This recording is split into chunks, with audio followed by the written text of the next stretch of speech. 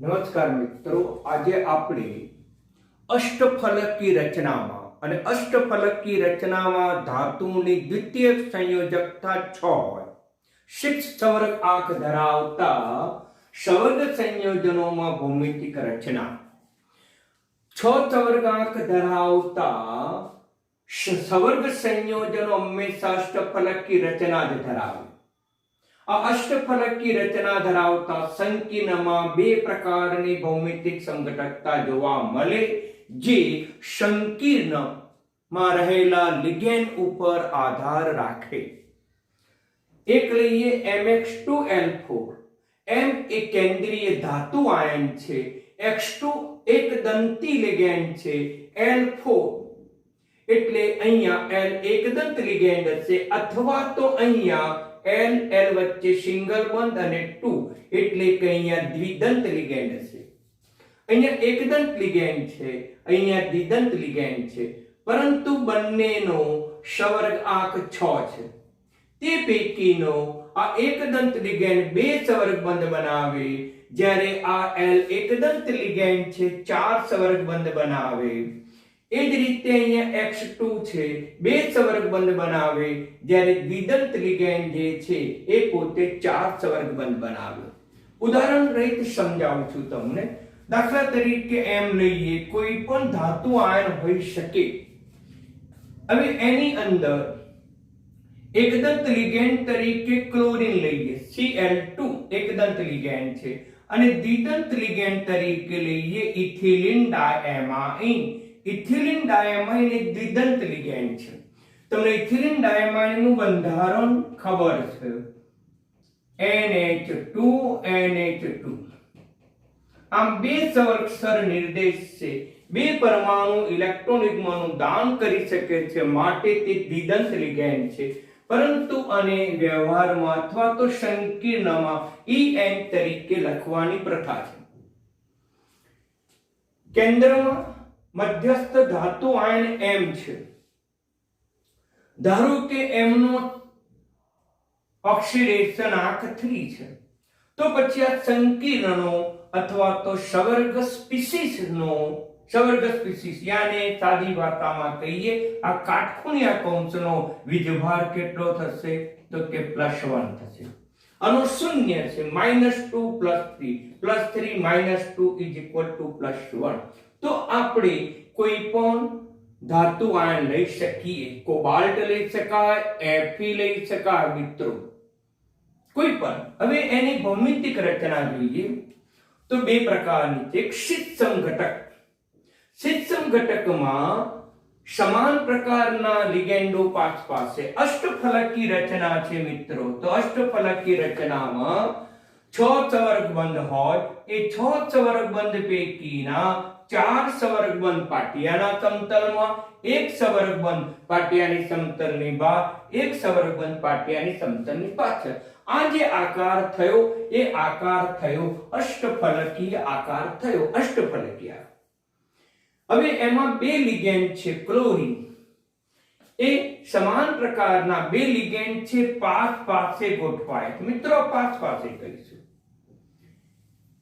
હવે સમાન પ્રકારનો લિગેન્ડ છે, દ્વિદંત લિગેન્ડ છે, અને દ્વિદંત લિગેન્ડ છે એટલે ઇથિલિન ડાયમાઇન બે સવર્ગ બંધ બનાવે, ત્યાં રીતે લખવાની પ્રથા છે.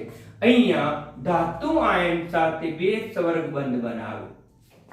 આ રચના અને આ રચના એક જ છે, પણ અહીંયા તત્વનો ઉલ્લેખ થયેલો છે, જ્યારે અહીંયા તત્વનો ઉલ્લેખ થયો નથી.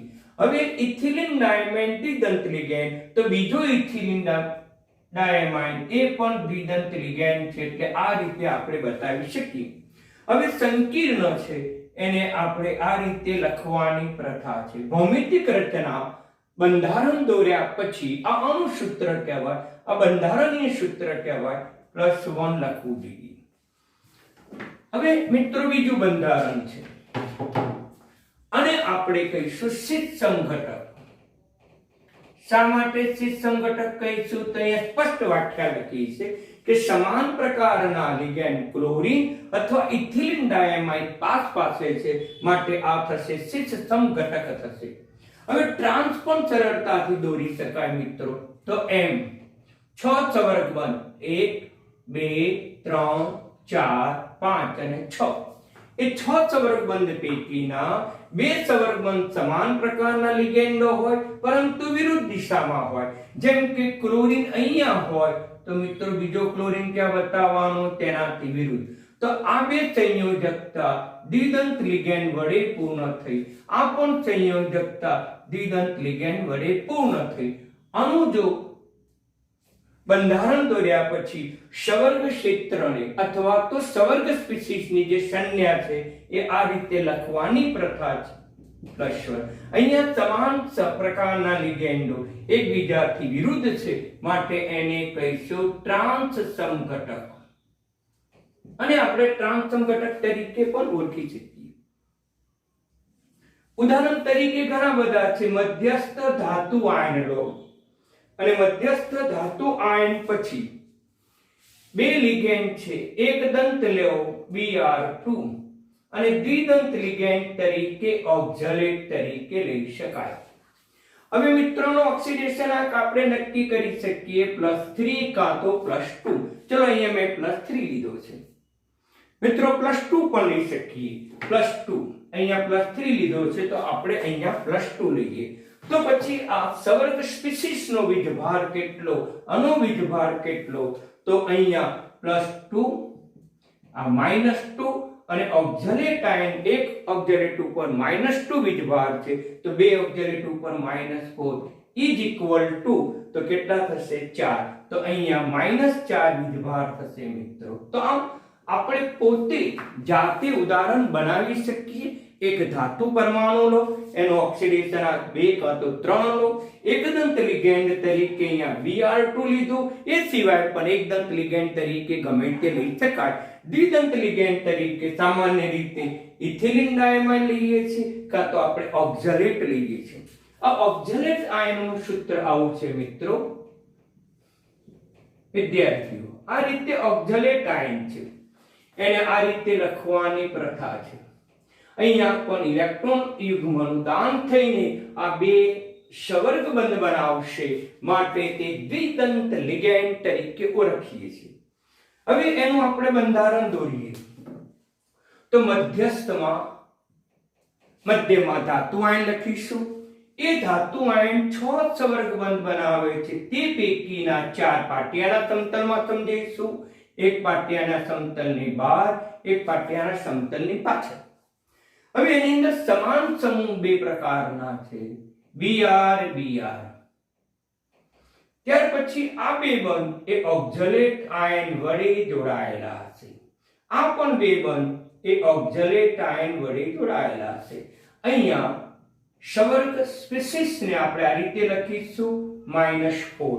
અહીંયા તમામ સમૂહ જે છે પાસે આવેલા છે માટે આ જે સમઘટક થયો એ શીત સમઘટક તરીકે ઓળખી શકાય.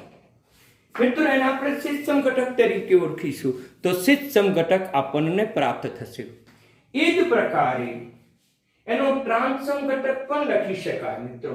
ટ્રાન્સ સમઘટક તો કેન્દ્રમાં મધ્યસ્થમાં આપણે ધાતુ આયન લખીશું. ધાતુ આયન તરીકે Fe લખીશું. 6 સંવર્ગબંધ છે.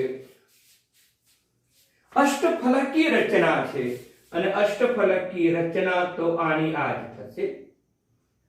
હવે એમાં સમાન સમૂહ પાસે લીધા. હવે સમાન સમૂહ આપણે એકબીજાથી વિરુદ્ધ લઈએ તો પછી આ બે બંધન આ બે બંધ એ ઓક્ઝલેટ આયન સાથે જોડાયેલા છે. એ જ પ્રકારે આ પણ ઓક્ઝલેટ આયન સાથે જોડાયેલા છે.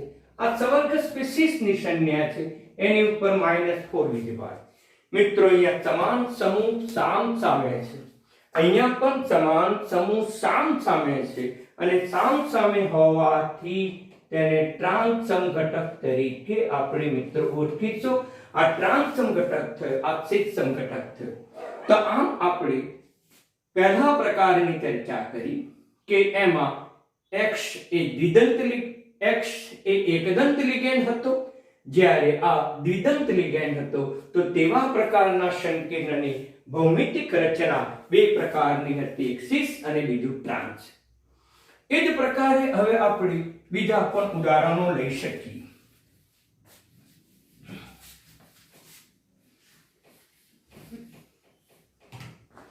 હવે આપણે આ પ્રકારની ચર્ચા કરીએ.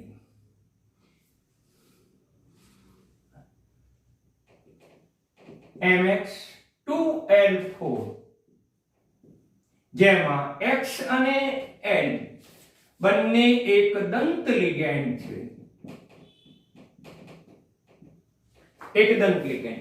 અગાઉ જે મેં રચના દોરી તે કિલેટ કહી શકાય.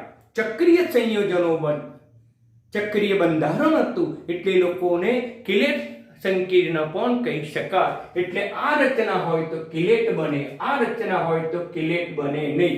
એકદંત લિગેન્ડ કદાપી ચક્રીય રચના કિલેટ ન બનાવે. એકદંત લિગેન્ડ કરતા દ્વિદંત લિગેન્ડના સંકીર્ણો વધુ સ્થાયી છે. એટલે કે આમાં એકદંત લિગેન્ડ છે, આમાં દ્વિદંત લિગેન્ડ છે. આના કરતા અનિશ્ચિતતા વધુ. હવે ધ્યાન આપો અહીંયા. અને પણ બે પ્રકારનું છે. કેન્દ્રમાં ધાતુ આયન 6 સંવર્ગબંધ છે. 6 સંવર્ગબંધ. એ 6 સંવર્ગબંધ પૈકીના જો બે લિગેન્ડ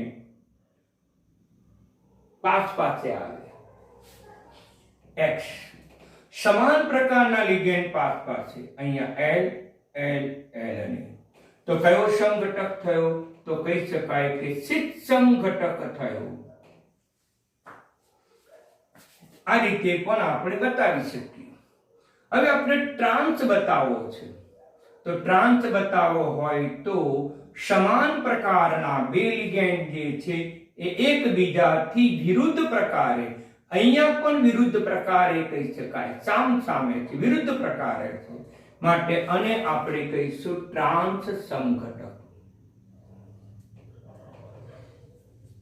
ઉદાહરણ લઈ શકાય ગમે તે. ક્રોમિયમ ધાતુ આયન લઈએ, એનો ઓક્સિડેશન +3 લઈએ.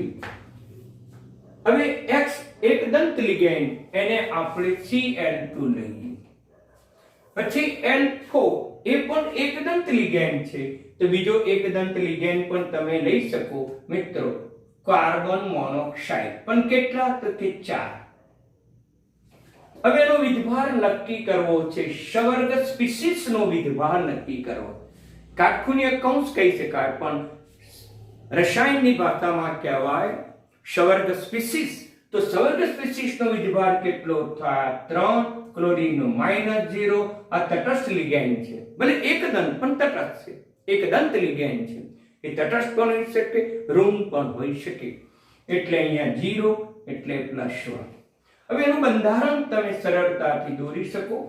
કેન્દ્રમાં ધાતુ આયન લખીશું, એની સાથે 6 સંવર્ગબંધ દોરીશું, અષ્ટફલકીય રચના થશે. તે પૈકીના 2 ક્લોરીન પાસે ગોઠવાયેલા હોય તો પછી આ કાર્બન મોનોક્સાઇડ લિગેન્ડ પણ પાસે ગોઠવાયેલા.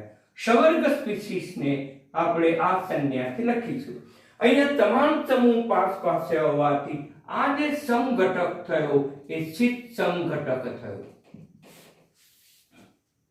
ટ્રાન્સ પણ દોરી શકાય. ક્રોમિયમ કેન્દ્રમાં ધાતુ આયન છે, એની સાથે 6 સંવર્ગબંધ હશે, 6 રાસાયણિક બંધ હશે. તે પૈકીના 2 ક્લોરીન વડે પણ એક ક્લોરીન છે એ એકબીજાથી વિરુદ્ધ દિશામાં ગોઠવાયેલ. તેથી ટ્રાન્સ સમઘટક થઈ છે. અહીંયા પણ કાર્બન મોનોક્સાઇડ એકબીજાથી વિરુદ્ધ દિશામાં ગોઠવાયેલા છે, માટે આ જે સમઘટક થયો એને ટ્રાન્સ સમઘટક તરીકે ઓળખી શકાય. એને કહીશું ટ્રાન્સ સમઘટક મિત્રો. સિમ્પલ છે, બહુ અઘરું નથી. ગમે તે તમે મિત્રો ઉદાહરણ લઈ શકો. બીજું એક ઉદાહરણ લઈએ આપણે. કેન્દ્રીય ધાતુ આયન આપણે કોબાલ્ટ લઈએ. કોબાલ્ટ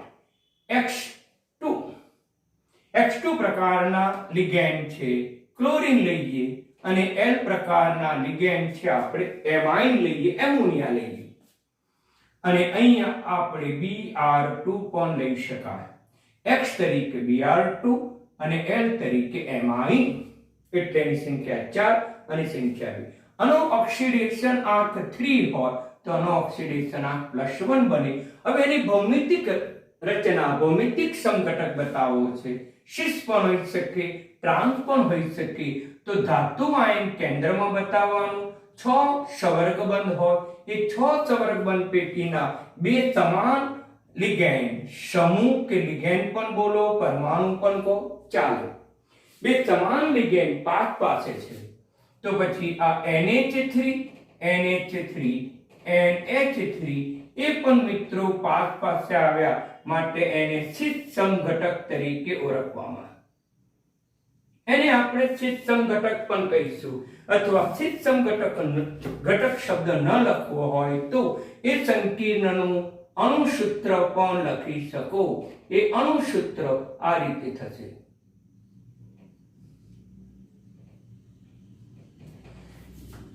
મિત્રો પરીક્ષામાં પૂછે છે કે 6 કોબાલ્ટ NH3 4Br2 નું બંધારણ દોરો, તો તમારે આ દોરવું પડે.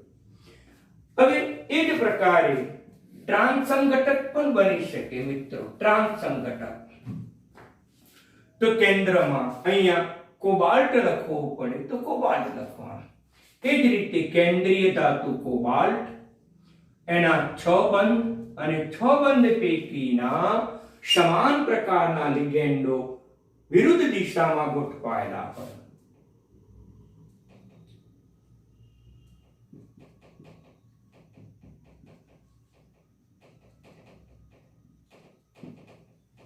તો આ બની ગયો ટ્રાન્સ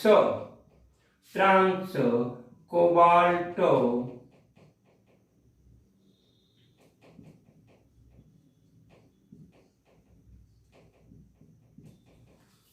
તો આ રીતે આપણે આ પ્રકારના અથવા તો આ પ્રકારના સંકીર્ણની ભૌમિતિક રચનાનો આપણે અભ્યાસ કર્યો. બિલકુલ સરળ છે. પાઠ્ય પર નોંધ કરી છે એટલી નોંધ કરો અને તમે ઉદાહરણ એ જ રીતે ઉતારો તો તમને સરળતાથી સમજણ પડશે. હવે આપણે આ પ્રકારના લઈએ બી પ્રકારના. મિત્રો એક ધ્યાન આપો. એ પ્રકારના સંકીર્ણમાં એકદંત લિગેન્ડ હોય છે, પણ સવર્ગાંક તો 6 જ છે. તેથી અષ્ટફલકીય રચના ધરાવે અને અષ્ટફલકીય રચના જ જોવા મળે. પણ 2 ફેશિયલ અને મેરીડિયોનલ. મિત્રો સમજાવું તો MA3B3 પ્રકારનું સંકીર્ણ સંયોજન છે. આમાં લિગેન્ડ માત્ર એકદંત લિગેન્ડ છે. ચાહે ઋણ પણ હોઈ શકે, ચાહે ધન પણ, ચાહે તટસ્થ પણ હોઈ શકે. ઋણ કાં તો તટસ્થ, પણ એકદંત લિગેન્ડ હોય. દ્વિદંત લિગેન્ડ આમાં આવી શકે નહીં. ધ્યાન આપો. દ્વિદંત લિગેન્ડ તો અગાઉ જે સમજાવ્યું એમાં જ આવે. હવે ફેશિયલ એટલે શું કે આપણે અષ્ટફલકીય રચના દોરીએ છીએ મિત્રો. કેન્દ્રમાં ધાતુ આયન છે, બરાબર સમજી લેજો. એને જો જોડવામાં આવે, આ એક જ સમતલ પાટિયાનું સમતલ છે. આ પાટિયાનું સમતલ છે. 4 બંધ પાટિયાના સમતલમાં, એક બંધ પાટિયાની સમતલની બહાર. આ જે રચના થઈ એ અષ્ટફલકીય રચના થઈ. ઉપરના સમૂહ સાથેની આ 4 સમૂહનું જોડાણ થયું, જેને આપણે A A A A A. તો પછી આ જે ફલક બન્યું એ ત્રિકોણાકાર બને છે. ઉપર ત્રિકોણાકાર 4 ફલક બન્યા. એક ડાબી બાજુ બન્યું, એક જમણી બાજુ બન્યું. ત્રિકોણાકાર ફલક ડાબી બાજુ પણ બન્યું, એક જમણી બાજુ, એક આપણી તરફનું ત્રિકોણાકાર બન્યું, અને એક મિત્રો આપણાથી દૂર ત્રિકોણાકાર ફલક બન્યો. આમ ઉપર 4 ફલકો. તે જ રીતે નીચે પણ જો જોડાણ કરવામાં આવે તો પણ 4 ફલક પ્રાપ્ત થાય. પણ પ્રત્યેક જે ફલક છે એ પ્રત્યેક ફલક ત્રિકોણાકાર હશે મિત્રો. આ જોડો તો ત્રિકોણાકાર. તમે અહીંયા પણ જે ફલક જોડો તે પણ ત્રિકોણાકાર. આમ 8 ફલક 8 સમતલ એ હંમેશા ત્રિકોણ જ હોય છે. 8 ત્રિકોણ, 4 ત્રિકોણ ઉપરની તરફ, 4 ત્રિકોણ નીચેની તરફ. આમ 8 ત્રિકોણથી આ રચના બને છે. તેથી તેને અષ્ટફલક કહેવા. ફલક એટલે સમતલપણાનું, સમતલ ત્રિકોણાકાર હોય છે. તો અષ્ટફલકી રચનામાં જે સમતલ છે, જે ત્રિકોણાકાર છે, આ પાસેના ખૂણા ઉપર જો લિગેન્ડ જોડાયેલા હોય તો તેને ફેશિયલ તરીકે ઓળખવામાં આવે છે. પાસેના ખૂણા ઉપર લિગેન્ડ ન ગોઠવાયેલા હોય તો તેને મેરીડિયોનલ તરીકે ઓળખવામાં આવે. જેમ કે અહીં આપણે રચના દોરીએ, કેન્દ્રમાં આપણે લઈએ ધાતુ પરમાણુ. એ ધાતુ પરમાણુ 6 બંધ બનાવે, સવર્ગ બંધ 6 છે. માટે એ પૈકીના જે 4 છે એ પાટિયાના સમતલમાં બંધ બનાવે. અષ્ટફલકી રચના થઈ. હવે અહીંયા 3 એ પ્રકારના લિગેન્ડ પાસે ગોઠવાયા છે. પાસે ત્રિકોણના 3 ખૂણા ઉપર ગોઠવાયેલા છે. તે જ રીતે બી લિગેન્ડ પણ અષ્ટફલકના ત્રિકોણાકાર ફલકના ખૂણા ઉપર ગોઠવાય છે. માટે આને કહીશું ફેશિયલ સમઘટક.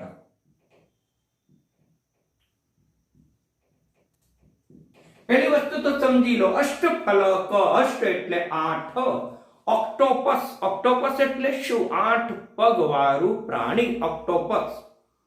એ જ રીતે અષ્ટ એટલે 8, ફલક એટલે સમતલ, પણ એ સમતલ ત્રિકોણાકાર છે. એટલે ત્રિકોણના 3 ખૂણાઓ, યાને કે પાસેના ખૂણા ઉપર લિગેન્ડ જોડાયેલા હોય તો તેને ફેશિયલ તરીકે ઓળખવામાં આવે છે.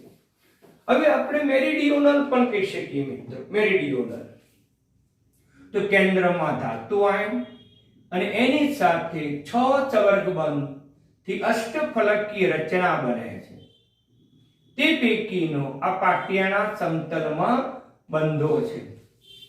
હવે એની સાથે એ પ્રકારના લિગેન્ડોની ગોઠવણી આ પ્રકારે કરવામાં આવે તો તે ગોઠવણી એક જ ત્રિકોણાકાર સમતલ ઉપર ત્રિકોણાકારના ખૂણા ઉપર થતી નથી.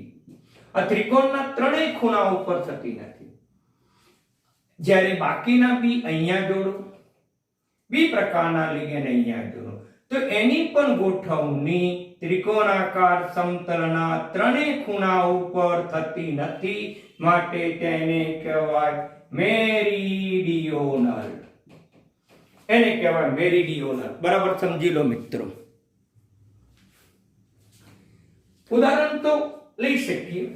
દાખલા તરીકે ક્રોમિયમ લઈએ. ચાલો, તો એ પ્રકારના 3 લિગેન્ડ લઈએ. તો એ પ્રકારના 3 લિગેન્ડ NH3 અને બી પ્રકારના 3 લિગેન્ડ લઈએ તો બી પ્રકારના 3 લિગેન્ડ NO2 થાય છે.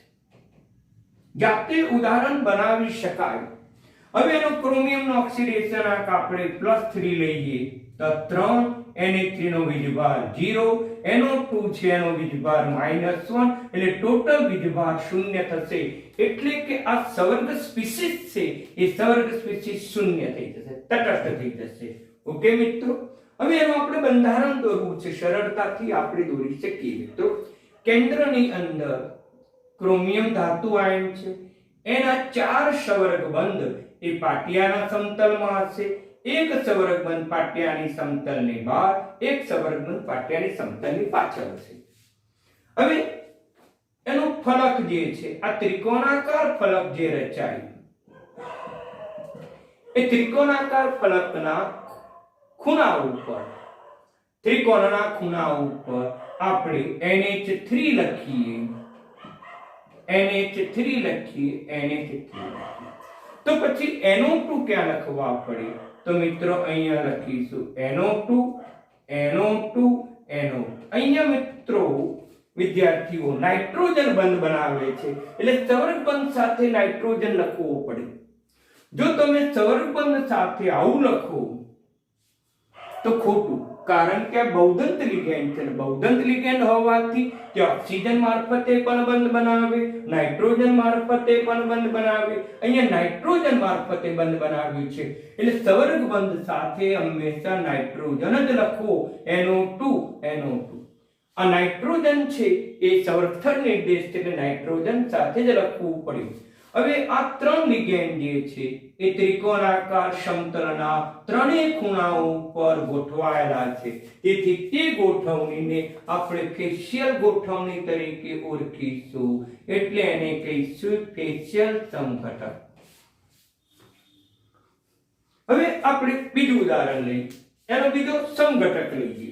બીજો સમઘટક તો ક્રોમિયમ કેન્દ્રમાં છે, 4 સવર્ગબંધ એ પાટિયાના સમતલમાં છે, એક સવર્ગબંધ પાટિયાની સમતલની બહાર છે, એક સવર્ગબંધ પાટિયાના સમતલની પાછળ છે. હવે એનો એક સમતલ ત્રિકોણાકાર છે. આ ત્રિકોણના ત્રણેય ખૂણાઓ પર સમતલના પાસેના ખૂણાઓ પર લિગેન્ડ ન ગોઠવાય, એટલે કે NH3 અહીંયા હોય, બીજો NH3 અહીંયા હોય તો ત્રીજો NH3 અહીંયા હોય તો પણ કહી શકાય. તો NO2 તો અહીંયા આપણે NO2 એક બંધ, આ બીજો બંધ અને આ ત્રીજો બંધ. મિત્રો અહીંયા પણ ત્રિકોણાકાર સમતલ બનાવીએ તો ત્રિકોણાકાર સમતલના ત્રણેય ખૂણાઓ પર સમાન લિગેન્ડ નથી, તેથી આને કહેવાય મેરીડિયોનલ. એને કહીશું મેરીડિયોનલ. મિત્રો તો આમ બે પ્રકારના સમઘટકો બનાવે. કયા પ્રકારમાં? Ma3b3 પ્રકાર હોય તો એમાં એક દંત લિગેન્ડ જ હોય, પરંતુ ત્રણ સમાન પ્રકારના, બીજા સમાન પ્રકારના. ઉદાહરણ લેવું હોય તો લઈ શકીએ FeH2O3 CN3. એ પ્રકારના લિગેન્ડ H2O લઈશું, બી પ્રકારના લિગેન્ડ Cn લઈશું. આનો ઓક્સિડેશન આ +2 લઈએ તો 2 H2O નો ઓક્સિડેશન વીજભાર 0, 3 સાયનાઇડ નો ઓક્સિડેશન આ વીજભાર -1 તો ઇઝ ઇક્વલ ટુ -1. માટે આ સંકીર્ણ ઉપર આવશે -1 વીજભાર. મિત્રો આ તટસ્થ હતું તો આપણે આ રીતે લખો તો પણ ચાલે. તો ફેશિયલ બતાવવું છે મિત્રો, તો ફેશિયલ બરાબર ધ્યાન આપો. તો કે Fe 4 સવર્ગબંધ પાટિયાના સમતલમાં.